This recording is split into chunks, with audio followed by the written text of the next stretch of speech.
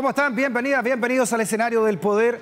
Comienza Stock disponible por Vía X. Conversaciones necesarias en este Chile que estamos escribiendo día a día. Se abre la semana este día lunes, se abre también la comunidad del pensamiento en el Living Ciudadano. No sé si te has dado cuenta, si has sacado, si has visto el calendario, pero estamos a pocos días de que se cumplan 10 años, ¿sí? 10 años del llamado caso Penta. Y hoy pareciera que estuviéramos sumergidos en un escándalo, pero muy similar a aquel que sacudió a toda la política chilena. Me refiero al caso Hermosilla. Y para hablar de eso y de aquello de lo que viene, tenemos a quien fuera uno de los protagonistas, ¿no?, de todo este escándalo que hubo, y también víctima, ¿no?, de todo ello, porque fue desvinculado precisamente del Servicio de Impuestos Internos como subdirector jurídico. Me refiero a Cristian Vargas, que está con nosotros. Cristian, bienvenido a este Living Ciudadano. Hola. Muchas gracias por invitarme. Sí, pareciera que fuera un déjà vu de repente de todo lo que está ocurriendo, ¿no? Sí, lamentablemente. Hace 10 años, ¿no? Lamentablemente, yo creo que sí. Sí, tiene semejanzas, similitudes y, bueno, yo creo que son expresiones de un problema mayor que hay en Chile, al parecer más estructural y sistémico. Muy bien. ¿Hacia dónde va el caso Hermosilla? ¿Cuánto realmente se podría parecer a este caso, ¿no?, que nos sacudió hace exactos 10 años, ¿no?, y que ahora la tercera dice que la PDI desmenuza entonces el audio de Hermosilla y advierte que en Factop el esquema de facturas falsas es muy parecido al caso Penta? ¿Llegaremos a un grado de impunidad como ocurrió con el caso Penta cuando explota después la lista SQM, que agarraba al otro sector político, ¿no?, de la arquitectura de nuestro país? ¿Te parece que lo conversemos eso, Cristian? Y lo reflexionemos en este Living Ciudadano. Hacemos una pausa y seguimos con el abogado Cristian Vargas. No te vayas de la sintonía. Muy bien, estamos conversando con el ex subdirector jurídico del Servicio de Impuestos Internos, Cristian Vargas, sobre las similitudes o no, ¿no?, que podría haber entre el caso Penta SQM y lo que ya hemos conocido del caso Hermosilla. ¿Cuál es la primera reflexión, Cristian, que tú ves entonces en estos dos casos, ¿no?, y que motiva incluso este titular de la tercera, ¿no?, que hablaba incluso de un déjà vu judicial, donde la PDI desmenuza el audio de Hermosilla y advierte que en Factop el esquema de facturas falsas es muy parecido al caso Penta, ¿no? Esta investigación que se entrelaza, dice, con la grabación de la polémica conversación ahí entre los Sauer, la señora Villalobos y el mismo Lucho Hermosilla. Sí, mira, lamentablemente hay similitudes, yo creo, el uso de instrumentos falsos, de documentos falsos como facturas, cheques y otros documentos.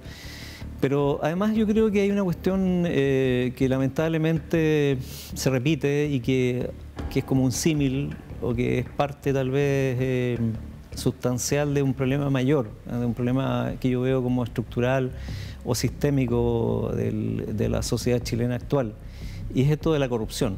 O sea, yo creo que no es un elemento, no son situaciones aisladas, excepcionales, sino que tiene que ver con una manera como de operar en relación con el poder de ciertos grupos privilegiados, que lamentablemente todo eso mina las posibilidades de la democracia. O sea, lo que yo veo en común de todo esto es que, más allá de situaciones ya francamente execrables como lo de Hermosilla y su pandilla, o sus secuaces, ¿cierto?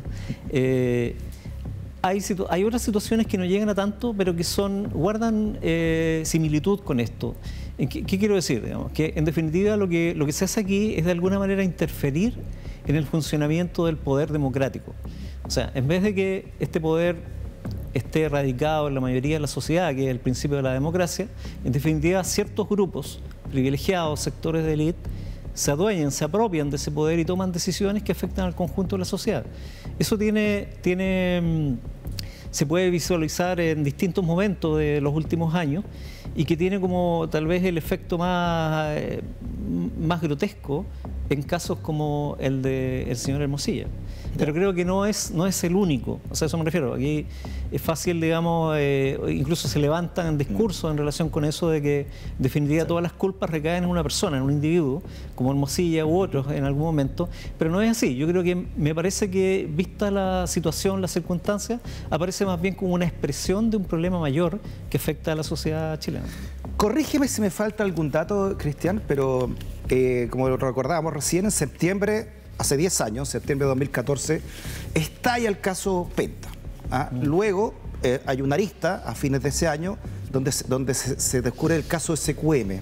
Así es. Tú eras subdirector jurídico y Michel Llorrat era el director del Servicio de Impuestos Internos, y apenas un año después, septiembre, se descabeza el Servicio de Impuestos Internos, y aquí se teje, ¿no?, entre la Fiscalía, el Servicio de Impuestos Internos, en fin, una red de impunidad, como tú también la definiste en alguna vez, que termina con tu salida de ahí, para que no se siga investigando este caso. Recordemos este titular y veamos la diferencia o no, o similitud o no que puede haber en este caso, cuando decía que el ex subdirector jurídico del Servicio de Impuestos Internos y caso SQM, lo que ocurrió fue una intervención política y gubernamental, ¿no?, respecto de todas estas salidas y todo este esquema que estamos hablando, esta arquitectura política muy bien urdida para que finalmente esto quedara en nada. Hace 10 años exactos, ¿no?, ocurre este caso SQM, perdón, Hermosilla, que tiene también facturas falsas, una red de poder política económica,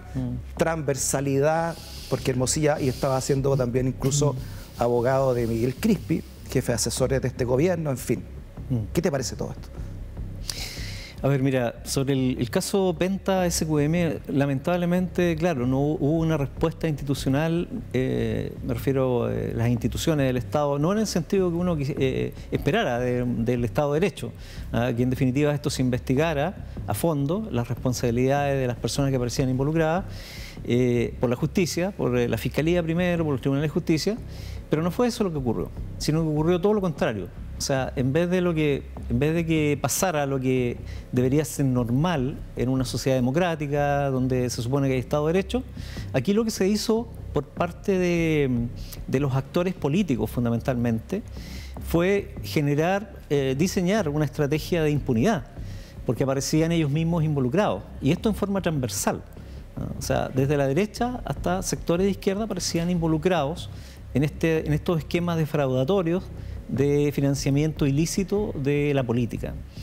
Entonces, por eso es que no les costó mucho ponerse de acuerdo en aquella época, para eso sí se ponen de acuerdo rápido, para, en definitiva, adoptar una estrategia de impunidad de ellos mismos, lo que uno podría definir como una verdadera autoamnistía, pero de facto, claro, no legal, sino que de facto lo hicieron así, y la implementaron, y eso implicó una intervención al Servicio de Impuestos Internos, el descabezamiento del Servicio de Impuestos Internos, la salida del director y también mi salida en ese tiempo, yo era el subdirector jurídico del servicio, quien tenía como parte de sus funciones o facultades precisamente el presentar querellas por deducir la acción penal por delitos tributarios, querellas o denuncias.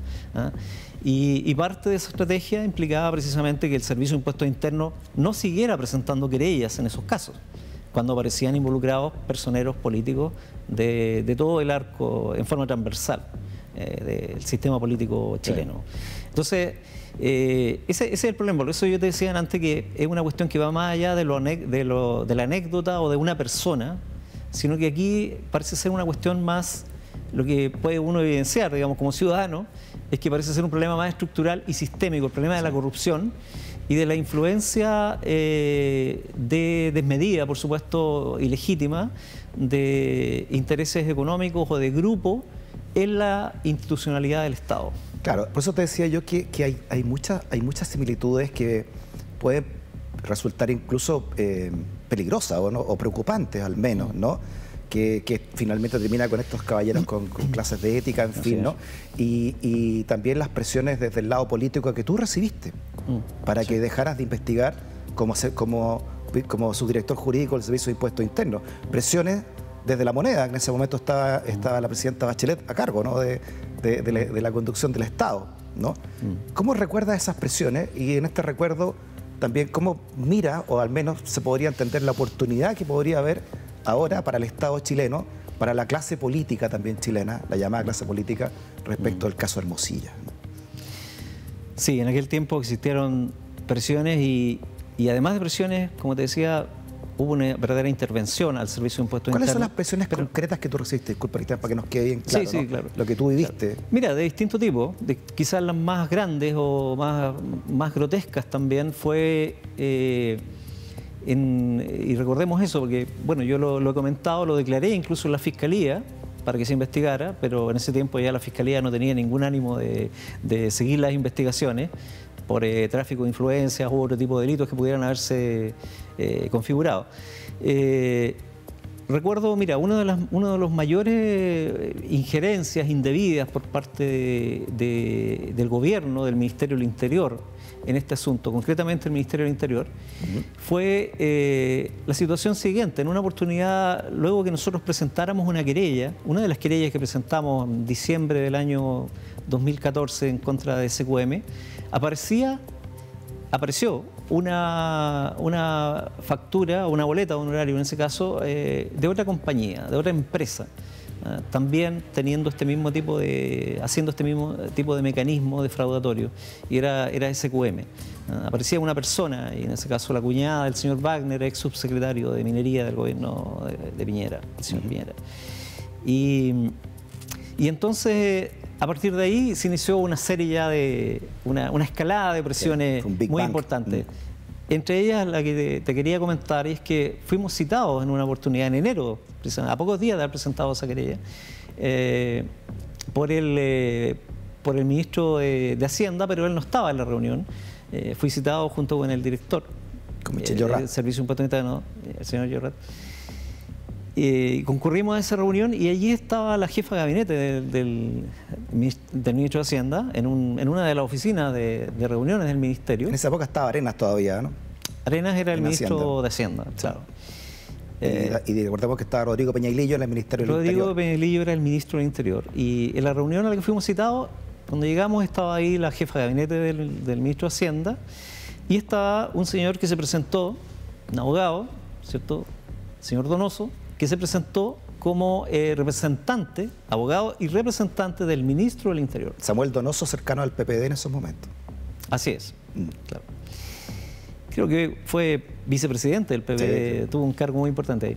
Bueno, así se presentó en esa oportunidad y en realidad recuerdo mucha agresividad de su parte para cuestionar, interpelar al servicio, a nosotros en este caso, al director y a mí como subdirector jurídico, por la querella que interpusimos y en la que aparecía ya esta boleta de SQM, esta boleta que se presentó a SQM por parte de una cuñada del señor Wagner. Y por qué, preguntándonos, cuestionándonos por qué habíamos hecho eso, cuáles eran las razones, y en forma, como te digo, por supuesto indebida, inadecuada, en forma agresiva. Por supuesto, ahí entablamos una discusión sobre el tema y yo le hice ver que no correspondía que el gobierno interfiriera en las facultades propias de un organismo fiscalizador. Se supone que estos organismos como impuestos internos tienen autonomía precisamente en el ejercicio de funciones fiscalizadoras. Así es que... Y son los únicos que pueden presentar querellas de este tipo. Además, efectivamente, o sea, dentro de no hay querella también. Claro, dentro del sistema jurídico chileno, ¿cierto? El único organismo público que puede, y además el único, no solamente dentro de la institucionalidad, digamos, del Estado, sino que no se pueden presentar querellas por particulares, por delitos tributarios. El único que puede presentar los impuestos internos. O sea, tú y Llorrat eran la piedra de tope en esos momentos, estamos hablando de enero de 2015, para que se tapara todo esto finalmente. Así es, porque como te decía, lo que vino después fue, a partir de ahí, una estrategia, aumentaron las presiones, por supuesto, pero una estrategia de impunidad de estos casos, en definitiva. Del caso SQM, sobre todo, que se había abierto, porque afectaba en forma transversal a distintos sectores de la denominada clase política chilena, ¿no? O sea, el sistema político estaba comprometido chileno comprometido con situaciones delictivas, defraudatorias del Estado de Chile. Entonces, mira, no solamente intervinieron en esa oportunidad el Servicio de Impuestos Internos, sino que además la Fiscalía, poniendo a alguien ahí a cargo, un fiscal, que precisamente se comprometió, dio garantías de aquello, dio garantías de que las investigaciones se iban a limitar. Exacto. Bueno, entra Guerra ahí y sale... Entra el fiscal Abbott como la cabeza, pero Guerra, y ahí termina renunciando Carlos Gajardo y Norambuena. O sea, en definitiva le quitan, el tema, ¿no? como parte de la intervención que se hizo, le quitan las investigaciones a aquellos fiscales que tenían voluntad de investigar, realmente. A propósito de caso Hermosilla, esta mañana, bueno, otra jornada de formalizaciones contra Hermosilla y todos esos involucrados de esa conversación, ¿no? ¿Qué te parecen estas declaraciones que se escucharon en esta formalización?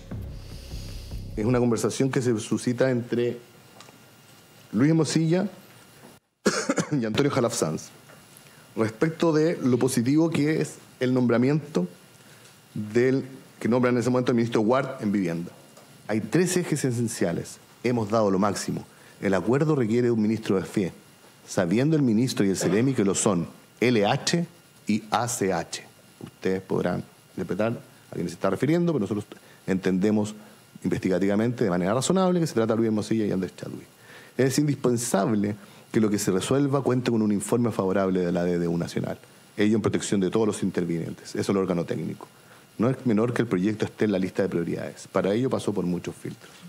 Luego de una serie de acciones por parte de Luis Hermosilla, como señalé en relación al subsecretario, al CEREMI de Vivienda, llegamos al final, al resultado exitoso de fecha.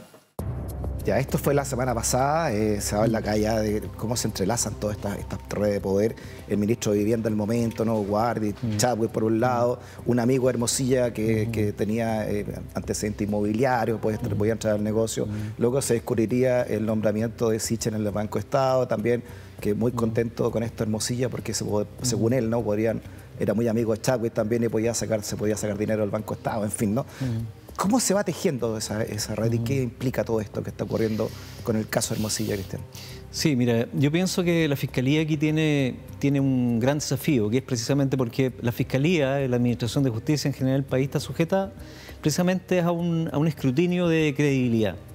Yo creo que aquí tienen el desafío de investigar a fondo esta y otras situaciones. Lo que mencionaba ahí, daba cuenta el fiscal, me parece un asunto, por supuesto, muy grave, importante, porque refleja una vez más lo que hacen estos verdaderos operadores, como Hermosilla, operadores de un sistema que en el fondo priva a la ciudadanía de poder controlar realmente el devenir y las decisiones democráticas, ¿no? Sí. del Estado. Creo que tienen expresión en eso y muchos otros casos que deben investigarse y sancionarse. Me parece fundamental esa cuestión, que no ha ocurrido en otras situaciones, como las que tú recordabas delante, los casos Penta, CQM, finalmente terminaron con una gran desilusión, desesperanza en relación con la Administración de Justicia. Y eso es grave para precisamente la democracia y para el prestigio de estas instituciones, que se supone que son fundamentales. Yo creo que eso, mira, los delitos que aquí pueden configurarse y que creo yo que hay que investigarlos son varios, algunos que no han aparecido, no he visto que la Fiscalía los haya imputado todavía, al menos, como por ejemplo asociación ilícita, que es un delito grave que contempla la legislación chilena, aunque con problemas ahí técnicos en su descripción, en el tipo, en el Código Penal, que es una cuestión que debe mejorarse, porque en muchos de estos casos lo que se ve es eso. O sea, son verdaderas organizaciones con una jerarquía, incluso con un grupo, con un jefe que distribuye tareas. Lo que uno escucha en el caso de Hermosilla, en la grabación, el audio que se ha conocido, es que allí hay un grupo de personas que se juntan, se reúnen para planificar la comisión de delitos y fraudes. Y se distribuyen tareas, hay una persona que hace de jefe, o sea, es claramente una asociación ilícita. ¿Y tú dices que faltó entonces la Fiscalía? A mí me parece que falta que esto fue una asociación ilícita? Yo creo que sí, yo creo que es una asociación ilícita lo de Hermosilla y obran como una verdadera pandilla, digamos, que uno de los elementos, a mi juicio también, que debería tener en consideración el Tribunal de Garantía al momento de decretar las medidas precautorias, por ejemplo la prisión preventiva, porque operaron así. Y uno de los casos una de las causales que establece el Código Penal para decretar la prisión preventiva y estimar que constituyen un peligro para la sociedad estas personas, es que obren en pandilla. Por último, Cristian, el caso Penta SQM se destapó por la traición de uno de los involucrados, Hugo Bravo. Este caso se destapa por la traición, entre comillas, ¿no? También de una involucrada, ¿no? Sí. Como Leonarda Villalobos. ¿Están funcionando las instituciones en Chile, ¿no? Esta frase tan ya a esta altura tan rescatada, ¿no? Que dijo en algún momento el presidente Ricardo Lagos. Porque esto no fue por las instituciones, ¿no? Aquí funcionó la traición y luego el gran trabajo de la prensa independiente al respecto, ¿no? Así es, así es. Yo creo que, claro, hay un déficit de las instituciones en esto. O sea, hay una incapacidad que es evidente de poder detectar la comisión de delitos como estos. O sea, yo creo que hay varias instituciones de control, por llamarlo así, en la institucionalidad chilena, como impuestos internos, el servicio de impuestos internos. Yo creo que es un servicio, por ejemplo, que requiere de una actualización a la realidad del país, a la realidad que implica delitos cometidos ya no por una persona, sino por organizaciones criminales. O sea, junto, por ejemplo, en Chile ha proliferado, a mí me parece, lo que veo en la prensa, digamos, ha proliferado crímenes cometidos por organizaciones, no ya por individuos solos, aislados, digamos, sino que organizaciones que tienen que ver además con delitos muy graves que requieren organización, el narcotráfico, el lavado de dinero. No son delitos cometidos por una persona, sino que son ya verdaderas organizaciones, mancomunidades delictuales. Y para eso creo que el Servicio de Impuestos Internos, para poder detectar delitos tributarios, por ejemplo, relacionados con estos otros delitos comunes, requiere de un fortalecimiento de sus capacidades. En un minuto, última pregunta, Cristian. Tenemos un nuevo fiscal respecto a hace 10 años. Sí. Tenemos también un nuevo director del Servicio de Impuestos Internos. Un fiscal nacional me refiero, ¿no? ¿Tú confías en que esto no va a quedar en la impunidad como ocurrió con Penta SQM? O sea, yo espero que sea así.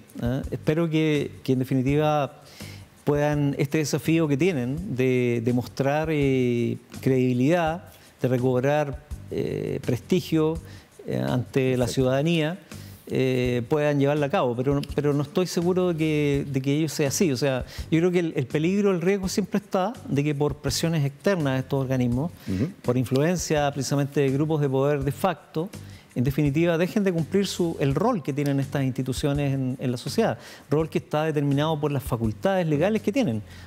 Pero lamentablemente en los hechos muchas veces se ve que pueden limitar su accionar. Y en el caso de la Fiscalía eso sería un desastre porque implicaría corroborar, confirmar que en definitiva no es capaz de ejercer sus funciones en el marco del Estado de Derecho como correspondería. Cristian, a nombre del equipo, muchas gracias por esta conversación. Muchas gracias a ti por invitarme. Que esté muy bien. Gracias.